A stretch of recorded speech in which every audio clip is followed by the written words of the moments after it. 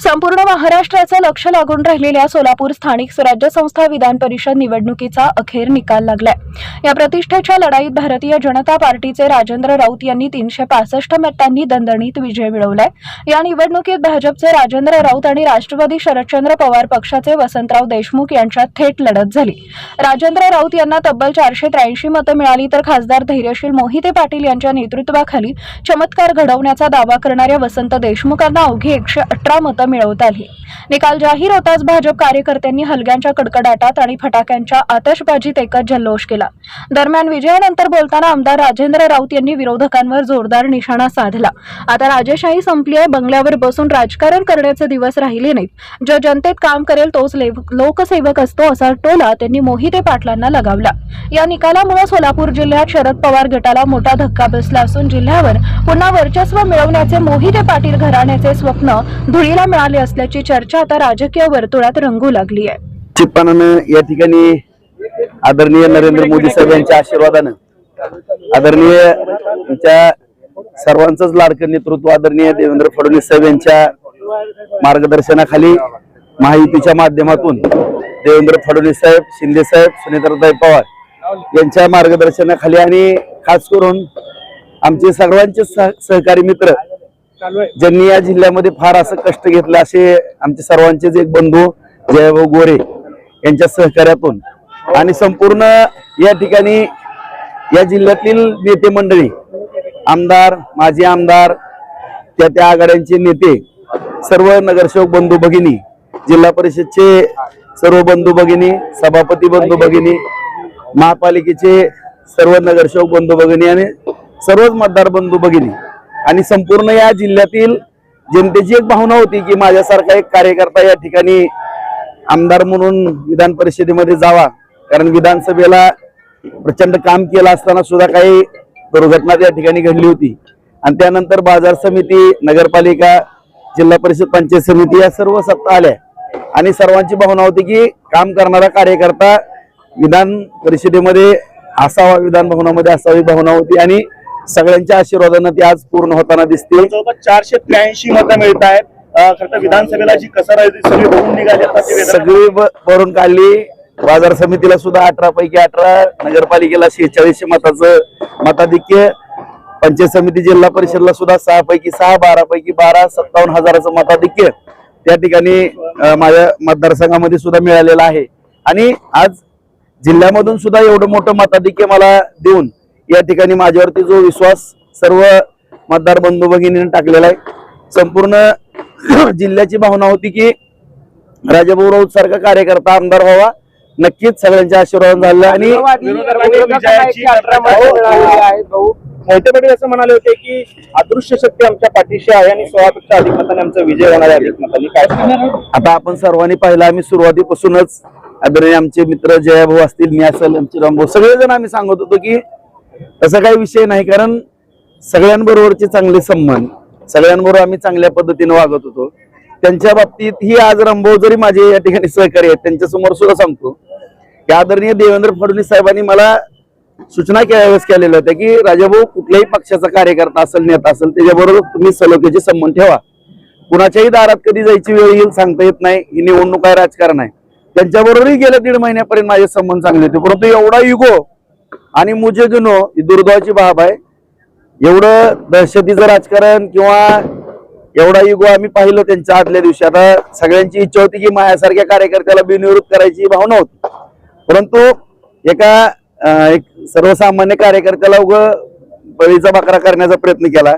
त्यांना जर लय खुमखुमी होती तर स्वतःच्या घरातला उमेदवार म्हणून त्यांनी पुढे यायला पाहिजे होतं, मग ही जी 118 आहे ना ती सुद्धा पडली नसती, अशा परिस्थितीचा निकाल राहिला असता। आणि या ठिकाणी मी कुठलंही म्हणजे कुणाचेही आम्हाला उणे धुणे काढायचे नाहीत। या ठिकाणी जर आमचे काढायला लागले तर मग आम्ही आमच्या पद्धतीने खंबीर आहोत। दुसरा मुद्दा एवढाच आहे की या ठिकाणी आदरणीय फडणवीस साहेबांच्या, शिंदे साहेबांच्या, सुनेत्राताईंच्या मार्गदर्शनाखाली जयाभाऊंच्या सहकार्याने या संपूर्ण जिल्ह्याचा अत्यंत चांगल्या पद्धतीने विकास करण्याच्या दृष्टिकोनातून आम्ही काम या ठिकाणी प्रामाणिकपणे नक्की सभा अधिवेशन झाल्याबरोबर एक अत्यंत महत्वाची चांगली सभा होणार आहे, कारण मला घेणं गरजेचं आहे। त्यांनी ही निवडणूक विधान परिषदेची होती, गेली डीसीसी बँकेवरती. आता डीसीसी बँकेत सुद्धा आम्ही निवडणूक लावतोय आणि ते सुद्धा डीसीसी बँकेवरती अत्यंत चांगले उमेदवार काढून डीसीसी बँक सुद्धा आम्ही या ठिकाणी भारतीय जनता पार्टी महायुतीच्या माध्यमातून ती सुद्धा त्याच्यावरती सुद्धा वर्चस्व प्रस्थापित करू. कारण आपण पाहिलं की गेली 16-17 वर्ष झालं डीसीसी बँकेचा लढा आहे. माझा कुठलाही त्यामध्ये स्वार्थ ना, आपण सर्वांनी पाहिलं असेल. मी 1 लाख रुपयाचं कर्ज सोसायटीसाठी घेतो आणि तेच भरतो, नवं जुनं करतो. कर्ज तर सगळ्याला लागतं. मला पण नॅशनल बँकेचं कर्ज आहे. ह्यांना कर्ज घ्यायला आम्ही अडवलं नाही. सहकार चळवळ जुन्या जाणत्या माणसांनी जाणत्या माणसांनी भरपूर काम केलेलं आहे. चांगली बँक चालवली होती. परंतु दुर्दैवानं ही मोठी टोळी त्या ठिकाणी घुसली आणि खास करून ही जे आम्हाला बोलतात ते तुम्ही पाहिलं असेल आता व्हॉट्सअप फेसबुकवरती सुद्धा की ह्यांनी कशा पद्धतीने बँकेचा दुरुपयोग केला, काय केला आपल्या सगळ्याला माहिती आहे. आणि माझ्यावरती आरोप, मी काय केलं, शेतकऱ्याची बँक वाचवली, 2600 रुपयाच्या ठेवी झालेल्या होत्या त्या 6,500 कोटीपर्यंत नेल्या. हा काय गुन्हा आहे का? आज आपण दुसऱ्या बँकेत जर नॅशनल बँकेत गेलो तर शेतकऱ्याला कर्ज मिळत नाही. आज आपल्या कुटुंबातली बँक असल्यासारखं आपण जिल्हा मध्यवर्ती बँकेकडे पाहतो. अत्यंत उत्कृष्ट अशी बँक करण्याचाही आम्ही प्रयत्न करू. त्याचबरोबर दूध संघ, जिल्हा दूध संघ जो बंद पडलेला आहे, हीच मंडळी होती तिथं.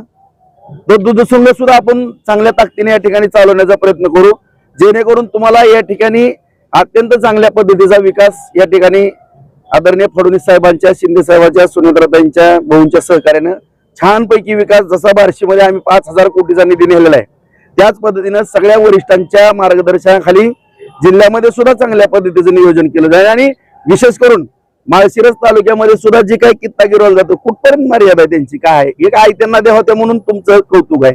कुठली संस्था नीट ठेवली सांगा ना. प्रत्येक विकून खाल्ल्या संस्था सगळ्या.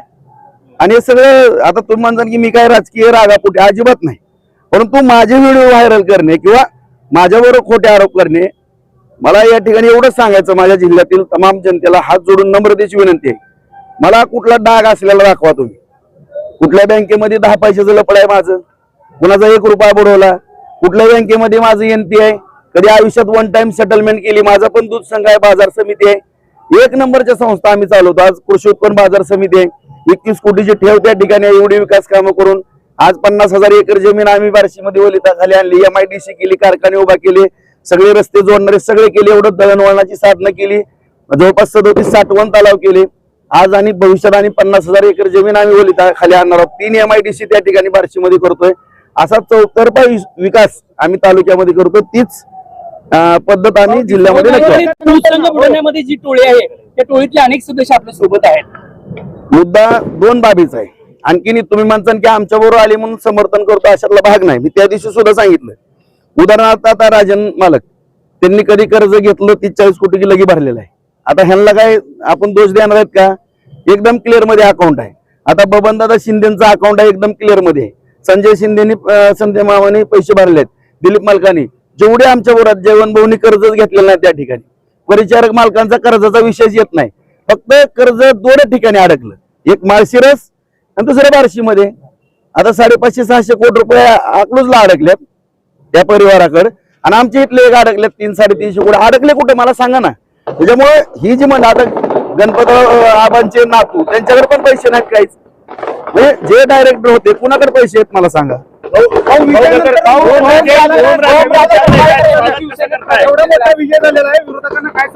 मी एवढा सल्ला देईल की युग करू नका. आज जे काही राजेशाहीत हात असतो असा राहिलेला नाही, ही लोकशाही आहे. डॉक्टर बाबासाहेब आंबेडकरांनी जी घटना लिहिलेली आहे की सर्वसामान्य कार्यकर्त्याला सुद्धा या ठिकाणी न्याय मिळतो. आज आम्ही जरी काय जुनं कुणाचं काही असलं तरी सगळ्याला जमिनीवरती येऊन काम करावं लागतंय. असं मी मंगल्यावरती बसवून मी कुठंतरी हुकूम सोडल आणि माझ्या दारात सगळ्यांनी यावं, आज त्यांची भावना होती. मी सुद्धा येऊन त्यांच्या समोर हात जोडावे, बिनविरोध करायचं तर म्हणले आम्हाला भेटला का, आम्हाला भेटल्यावर आम्ही बिनविरोध करू. अरे तुम्ही कोण लागून गेले तुम्हाला भेटायला? तुम्ही माणुसकीने बोला ना आमच्या बरोबर. माणुसकीने बोललं तर आम्ही तुमच्या बरोबर माणुसकीने वागू. ओमराजे विरोधात होते, आज तुमच्या सोबत येत आहेत, त्यांचं कसं स्वागत करतात? दोन्ही दुग्ध सहकारी योग तुमचा विजय आणि त्या तुमच्या सोबत येतात. नक्कीच ह्या बाबतीमध्ये जे ऑपरेशन टायगर झालेलं आहे त्याचं आदरणीय फडणवीस साहेबांच्याच मार्गदर्शनाखाली झालेलं आहे, शिंदे साहेबांनी केलेलं आहे. सुनेत्राताई असतील, ही वरिष्ठ पातळीवरचे विषय आहेत. आता यानंतर आदरणीय फडणवीस साहेबांबरोबर आम्ही चर्चेला बसू. त्यांच्या काय सूचना आहेत त्याच्यावरती पुढची पावलं आमची असतील. ताज्या घडामोडी जाणून घेण्यासाठी शिवशाही न्यूज यूट्यूब चॅनलला सबस्क्राईब करा. आपण हा व्हिडिओ फेसबुकवर पाहत असाल तर फेसबुक पेज फॉलो करा आणि शिवशाही न्यूज .com या आपल्या वेबसाईटलाही भेट द्या.